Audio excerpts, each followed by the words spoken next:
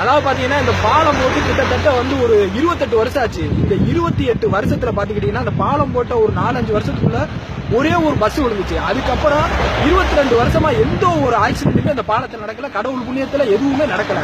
ஆனா போன மாசம் வந்து ஒரு 2 கோடி ரூபாய் செலவுல அந்த ரப்பர் தாழ்ச்சாலைன்னு சொல்லி ஒரு சாலை போடுறாங்க.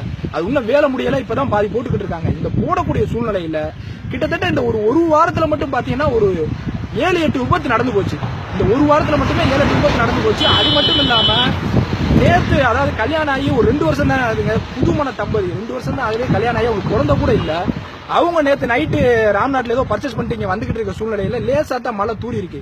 அந்த லேசான மழை தூரல்லே பாத்தீங்கன்னா இந்த மாதிரி வந்த வண்டிக்காரன் பிரேக் கண்ட்ரோல் இல்லாம அவங்களை அடிச்சு இந்த இடத்துல பரட்டிட்டா. நாங்கெல்லாம் அப்பதான் அங்க கீழே நின்றோம், சவுண்டு கட்டு எல்லாரும் ஓடி வந்தோம். பார்த்தா அந்த ஆளுக்கு வந்து தலையில, அவர் பேர் வந்து தங்கச்சி மடத்தை சேர்ந்தவர், அவர் பேரு சேவியர். அவருக்கு தலையில நல்ல காயம். அவங்க மனைவி பாக்கியசீலின்னு சொல்றவங்க, அவங்களுக்கு கையில நல்ல அடி, உடம்புலாம் சரியான காயம், கை தனியா கலண்ட மாதிரி சூழ்நிலை இருந்துச்சு. அவசர சூழ்நிலையில நாங்க ஆம்புலன்ஸ்ல ஏத்தி ராம்நாடு கொண்டு போனோம். பார்த்தா இன்னைக்கு காலையில அவங்க இறந்துட்டாங்கன்ற ஒரு செய்தி வந்து மிகப்பெரிய ஒரு மன உளைச்சலை கொடுத்துருச்சு. ஏன்னா இது வந்து தொடர்ச்சியா நடந்துகிட்டு இருக்கு. ஒரு சின்ன மலைக்கே இந்த ரப்பர் தாழ்ச்சாலை வந்து தாங்க மாட்டேங்குது. இனி இந்த இப்ப ஒரு 15 நாள் கழிச்சு போட்டு கடலுக்கு போக ஆரம்பிச்சிருச்சு அப்படின்னா மீன் வண்டி பூரா இதுலதான் போகும். இன்னும் எத்தனை உயிர்கள் போகும் இந்த ரப்பர் தாழ்ச்சாலைன்னு தெரியல. ஆனா நாங்களும் தொடர்ச்சியா இங்க உள்ள மக்கள், தீவு மக்கள் வந்து தொடர்ச்சியா எல்லா நியூஸ் பேப்பருக்கும் பத்திரிகைக்கும் நாங்க செய்திகளை கொடுத்துக்கிட்டே இருக்கோம். ஆனா வந்து இங்க கலெக்டர் லெவல்ல இருக்கக்கூடிய செய்தித்துறை வந்து அது எல்லாத்தையுமே வாட்ச் பண்ணுதா இல்ல வாட்ச் பண்ணலையா இல்ல என்னதான் நடக்குது அப்படின்றது எங்களுக்கு தெரியல. அந்த செய்தித்துறை அதோட வேலையை சரியா செய்தான்றது ஒரு கேள்விக்குறியா இருக்கு. இவ்வளவு விபத்து நடந்து இது வரைக்கும் யாருமே இங்க வரலங்க. ஒரு கலெக்டர் கூட வரல, அதுக்கு அடுத்து உள்ள அதிகாரிகள் வரல, ஒரு எம்எல்ஏ வரல. இது என்ன நடக்குது? நாங்க கேட்டோமா எங்களுக்கு இந்த தார் சாலை வேணும் அப்படின்னு? எங்களுக்கு இது அவசியமா?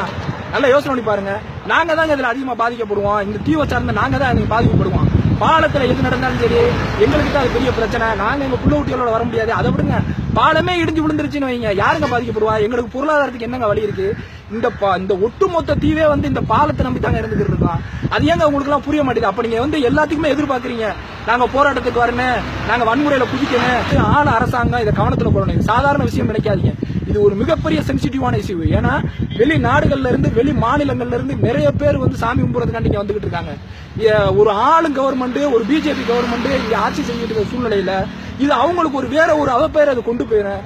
அதனால தயவு செஞ்சு மாவட்ட நிர்வாகம் சரி, மத்திய அரசும் சரி, மாநில அரசும் சரி, இது சம்பந்தப்பட்ட அதிகாரிகள் உடனடியா வந்து இந்த ரப்பர் தார் சாலையை தூக்கிட்டு நார்மலான சாலையை போட்டு கொடுத்து எங்களை பாதுகாக்கணும், எங்களை போராட்டத்துக்கு நீங்க அழைக்காதீங்க அப்படின்றத நாங்க சொல்லிக்கிறோம். அது மட்டும் இல்லாம இப்ப பேஸ்புக், வாட்ஸ்அப், ட்விட்டர் எல்லாம் பாத்தீங்கன்னா டெய்லி எழுதிக்கிட்டு இருக்காங்க இந்த பிரச்சனை நடக்குது, பொதுமக்கள் எல்லாம் கிளம்புவாங்க, மாணவர்கள் எல்லாம் கிளம்புவாங்க, மீனவர்கள் எல்லாம் கிளம்புவாங்கன்னு கூப்பிட்டு இருக்காங்க.